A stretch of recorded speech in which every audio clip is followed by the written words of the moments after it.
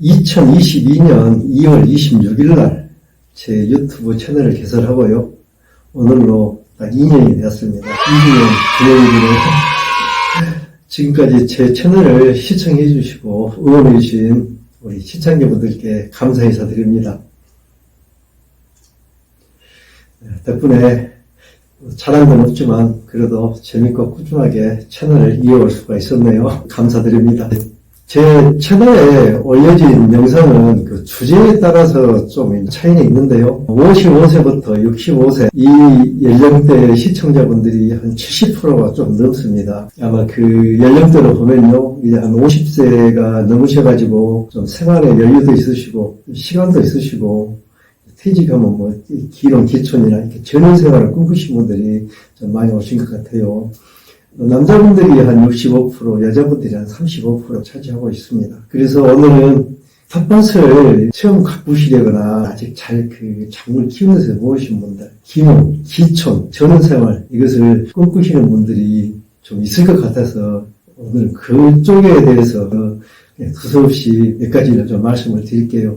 저는 88년부터 아파트 베란다에 한국출란 한 80여 번 그리고 화초들 놓고 키우고 200평 정도 텃밭을 계속 갖고 오다가 작년에 산 좋고 물 맑은 곳에 기촌에서 살고 싶어가지고 이곳으로 기촌을 하러 와서 지금 정착지를 찾고 있습니다. 30년 전쯤 이곳 완주 고삼면 이쪽 계곡을 놀러 왔었는데요. 그때 보니까 산도 좋고 계곡도 좋고 경치가 너무 좋더라고요. 그래서 나중에 퇴직하면은 이곳에 와서 살아야겠다. 그렇게 마음을 먹고 있다가 제가 3년 전에 맹퇴를 했어요. 그리고 제주도 혼자 살기부터 시작해가지고 전국 각지 여행을 하고 독도에서 울릉도 선인봉까지 찍고 이제 1년 여행을 마치고 이제 기촌을 신청해가지고 다행히 기촌 지원 대상자로 선정이 되어가지고 와서 완주 근처 지원을 받고 지금 정착할 곳을 찾고 있습니다. 이쪽 완주가 전국 기농 기촌 우수지역이고 모범지역입니다. 그리고 신청해서 오신 분들이 많아요. 지금 1년에 한 5,000세대씩이 계속 유입이 되거든요. 좋은 곳, 참 내가 꿈꾸던 그런 좋은 곳은 다 이제 선점해가지고 이제 후반주다 늦게 와서 보니까 정말 마음에 든 곳은 없어요. 있는데 땅값이 너무 비쌉니다. 내가 꿈꾸던 그런 것은 참 구하기가 어렵네요. 혹시 기농기촌 하시려고 생각하시는 분들은요, 개인적으로 나 어디 가야지 하고 그냥 하지 마시고 꼭 지방자치단체 협조를 받으십시오. 아주 혜택이 많습니다. 혼자 그냥 와서는 상상도 못할 좋은 혜택들을 받고 있어요. 일정한 이제 조건이 돼야 되지만은 이사비용 100만원, 시골 농가를 임대해가지고 내가 수리해서 뭐 잠시 살겠다 하면은 그 수리비용 500만원 다 무상 지원이고요. 농지구입비 3억, 주택 부지를 산달지, 아니면 신축을 한달지 한 것이 한 7,500만원, 이런 게 다 요즘 인구가 소멸되니까 다른 자치단체도 많이 지원을 해줍니다. 작년에 제가 듣기로 남원군 같은 경우는 24평 아파트를 1년 임대료 단독 10,000원에 뭐 이런 것도 있어요. 그런데 이 지원 이런 게 매년 받고요. 우리 완주도 작년하고 금년하고 바뀐 것이 있고 새로 더 신선된 것도 있고 또 조건을 강화시킨 것도 있고 그러니까 자기가 가고 싶은 지방자치단체, 군청 거기에 전화를 하셔가지고 문의를 하세요. 도움 받은 것이 참 좋습니다. 아저씨 또 말씀이 주제를 한참 벗어났어요. 빨리 본론으로 들어가세요. 카메라 앞에만 앉으면 말씀이 많아서 내가 영상 편집하기가 너무 힘들어요. 수고비도 안 주면서. 기농기촌센터에서 1년간 거기서 이제 생활하면서 또 교육도 받고 하는데요. 그런 부분에 대해서 혹시 기농기촌 하신 분들 도움 되실 것 같으니까 영상으로 해가지고 한번 이렇게 몇 편을 올리려고 그럽니다. 제 채널 구독하시고 알림 설정하셔가지고 보시면은 참 도움이 될 거예요. 이 농작물에 대해서 잘 모르시고 처음 이렇게 전원생활도 꿈꾸고 텃밭을 하시려는 분들을 위해서 몇 가지 말씀을 드릴게요. 제가 앞에서도 말씀했는데요. 작년에 우리 센터에가 10세대가 같이 입소를 했어요. 그러니까 10세대가 입소를 했는데 7세대가 정말 아무것도 모릅니다. 채소, 텃밭에서 풀인지 채소인지도 모르고요. 씨를 뿌려가지고 난 게 이게 풀인지 채소인지 배추인지 뭔지 뭡니까 이것이 모종이 고추인지 가지인지 아예 몰라요. 아예. 근데 그분들한테 거기다가 뭔 작물은 푹주기 수박 손질이 어문신이 어쩌고 아들 손이 어쩌고 또 고추 겨순 제거 이런 것 말하면은 아예 이해를 안 됩니다. 우리 그 10세대가 300평 텃밭을 나눠가지고 각자 1년간 그 운영을 해요. 거기다가 자기 심고 싶은 거 심고. 태생이 시골이라서 어렸을 때부터 항상 보던 것이니까 자연적으로 몸에 익혀서 아는데 그 도시에서만 생활하고 오신 분들은 진짜 모르더라고요. 거기에 이제 씨 뿌리고 어떨 때 섞어주고 또 어떤 정보는 이렇게 푹 줘야 되고 수박, 어미줄기 몇 마디에서 잘라주고 참외, 아들줄기, 손자줄기가 어쩌고 방울토마토 몇 아바까지 키고 겨순 제거하고 하면 이해가 안 되죠. 안 돼. 1년 정도 같이 하고 옆에서 했는데도 참 열심히도 또 노력했는데 잘 모르시더라고요. 그래서 제가 몇 년 동안 같이 생활하면서 제 유튜브 영상 방향을 좀 바꿨어요. 정말로 이 모르시는 분들에게 도움이 될 수 있는 그런 영상 만들겠구나 해가지고 좀 텃밭을 하신 분들이 보면은 쉽고 평범한 건데 그런 내용도 올려줘야겠더라고요. 그런 분들을 위해서. 그래서 영상에 따라서는 분들 하찮은 것 그런 것도 지금은 올리고 있습니다. 그러시니까 많이 아신 분들이 보고 이거 너무나 수준이 낮은데 하지 마시고 모르는 분들을 위해서 올렸구나 생각해 주시면 감사하겠습니다. 우리 이제 전원생활을 꿈꾸시거나 텃밭을 처음 하고 싶으신 분들이 알아야 할 것. 첫 번째입니다. 첫 번째, 텃밭은 위치 선정이 중요합니다. 집에서 가까워야 돼요. 가까워서 자주 들여다볼 수 있어야 됩니다. 또 그늘도 있고 좀 편해야 됩니다. 편하게 쉴 수 있는 게 있어야 돼요. 우리가 텃밭을 하는 것은 참 작물도 심으면서 힐링하고 놀고 즐기러 가는 것이지 떼학볕에서 죽으라고 일해가지고 돈 벌어 가는 건 아니잖아요. 힘들게 일하지 마시고 텃밭에 놀러 간다 생각하시고 내가 텃밭을 가꾸면서 적당히 쉴 수 있는 그런 것을 선정을 하셔야 됩니다. 등산이 좋아서 힘들게 산에 오르시고 자전거 타고 먼 길을 힘들게 하는 사람들 다 자기가 좋아서 하잖아요. 힘들어도 우리 텃밭도 본인이 텃밭하기를 좋아하는 텃밭 가꾸기가 취미인 사람들이 하는 겁니다. 맑은 공기 마시고 참 건강한 먹거리 생산하고 즐길 수 있는 이 생산적인 취미입니다. 그리고 그늘이 있어야 돼요. 쉴 것이 없으면 일하고 나서 너무 힘듭니다. 우리 농작물은 농부의 발자국 소리를 듣고 자란다고 하잖아요. 그만큼 자주 가서 봐야 작물들이 잘 크다는 건데요. 우리 또 한국 킬랑 키우신 분들은요, 난처는 주인의 이 비듬을 먹고 자란다고 합니다. 우스갯소리로. 그래서 비듬을 털어서 물에 우려서 비료를 쏟아하신 분도 있는데 비듬이 떨어질 정도로 그렇게 자주 들여다봐야 자란다는 말인데요. 모든 것이 마찬가지입니다. 아이들도 부모가 잘 보살펴야 크고요. 애완동물도 주인이 잘 보살펴야 되고 식물도 주인이 가서 잘 들여다보고 잘 보살펴야 큽니다. 멀면은 자주 못 가요. 그러니까 집에서 가능하면 가까우셔야 돼요. 두 번째는 텃밭을 임대해서 주말농장 1년 이렇게 임대한 것도 있고 그러더라고요. 그런데 그런 것은 좀 생각을 하셔야 되는 것이 작물을 잘 키우는 것은요. 막 기술이 좋고 해서 잘 키우는 거 아닙니다. 첫째 땅이 좋아야 돼요.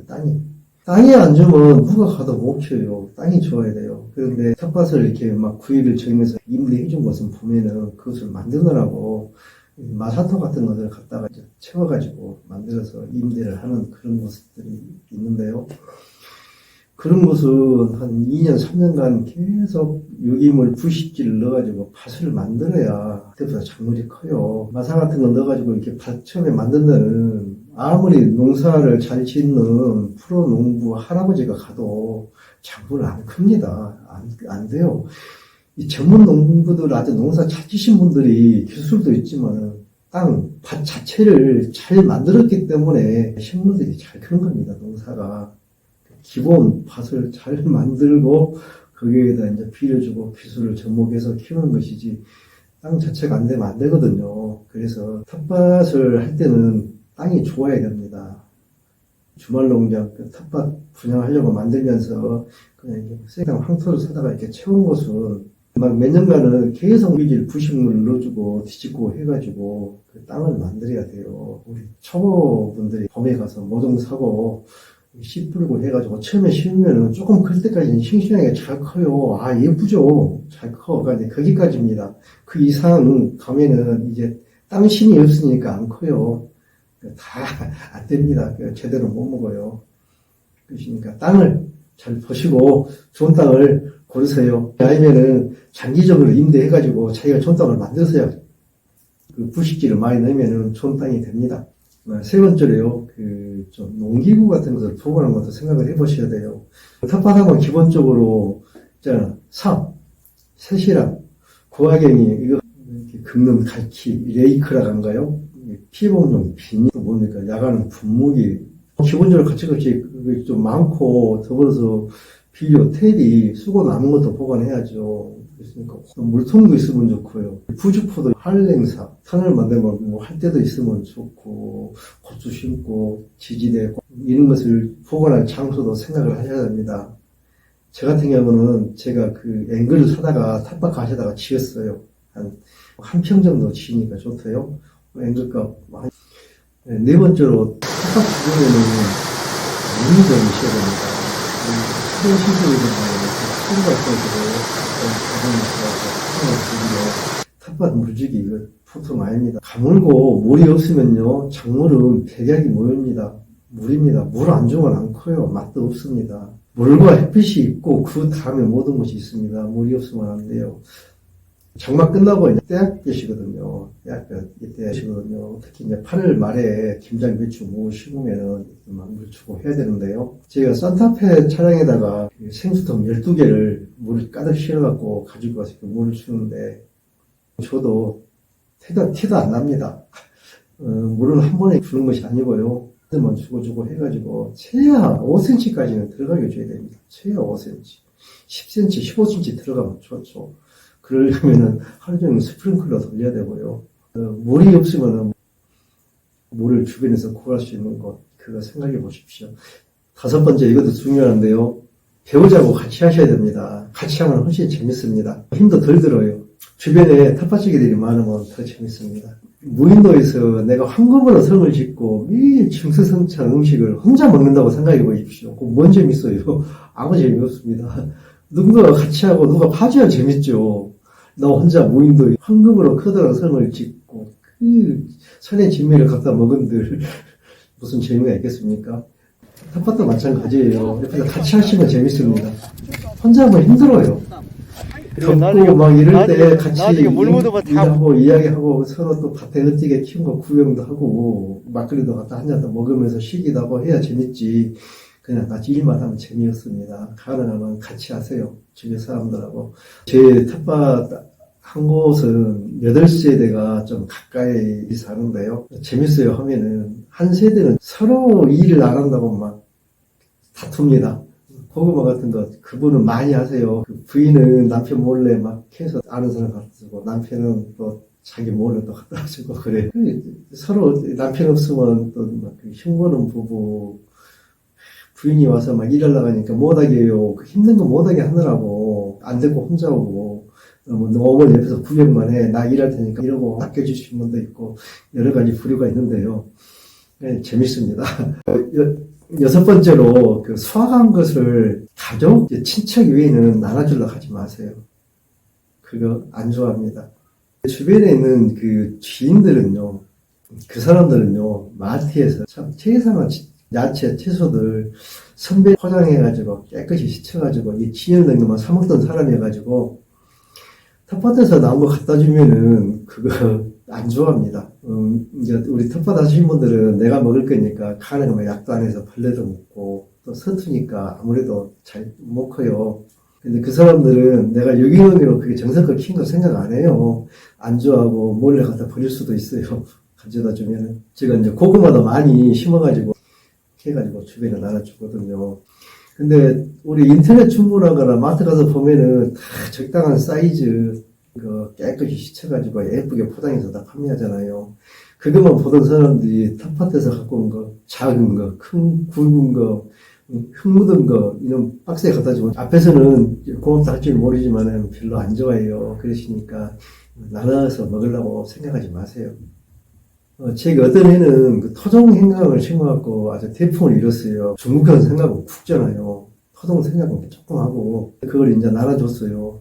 아, 자랑도 하고 싶고. 그런데 몇 달 지나서 끼리들 모여서 이렇게 식사를 하는데 그러더라고요. 아, 그 작은 거 갖다 줘갖고 허리도 못하고 먹느라고 아주 고생했다고. 텃밭에서 심었어도 나름에도 괜찮은 거 있습니다. 상추는 5월 넘어서 장마 오기 전에 하고요. 가을에 한 10월부터 10월 말까지 이때는 텃밭에 상추를 어떻게 심어도 마트에서 산 것보다도 더 풍성하고 더 푸짐하게 키울 수가 있어요. 상추는 나름 하세요. 7번째로 김미인데요. 텃밭 하신 분들이 가장 텃밭을 포기하고 힘들어한 것이 풀 때문입니다. 풀과 전쟁은 저도 16년 동안, 7년 동안 했지만은 백전백패입니다. 못 이겨요. 풀 메고 돌아서면 떠납니다. 돌아서면 나있어요. 장마철이라도 되고 비라도 오면은 오늘 가서 타면 내일 가면 벌써도 이만큼 차다 있어요. 풀은 처음에 보면은 처전 박살 내야 됩니다. 수시로 밭을 긁어주고 호미로 긁어주고 처음부터 잡아야지. 안 그러면 나중에 풀에게 집니다. 풀에게 지면은 이제 그때부터 힘들고 짜증이 나요. 그래서 텃밭이 가까운 이유도 그것도 있습니다. 자주 가서 풀을 매줘야 되니까 그때 뽑아주셔야 돼요. 오늘 영상 좀 두서없이 말씀드렸는데요. 도움 되시는가 모르겠습니다. 구독과 좋아요 한번 꼭 눌러주시고요. 계속 영상 시청해 주시면 감사하겠습니다.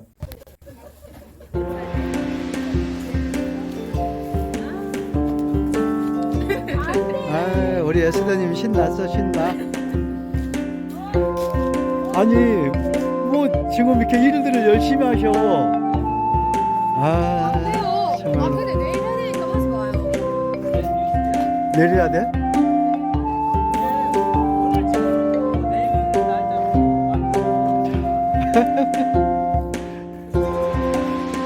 아니, 우리 텃밭 농부님들이 이렇게 부지런하셔갖고 모든 게 이렇게 내려야 되는데 벌써 오늘 다 하셔보고 참.